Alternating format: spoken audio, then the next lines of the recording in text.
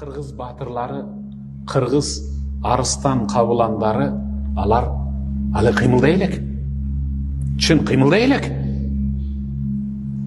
Ошол арыстан кабыландар ушул жамаат, кыргыз эли өзү.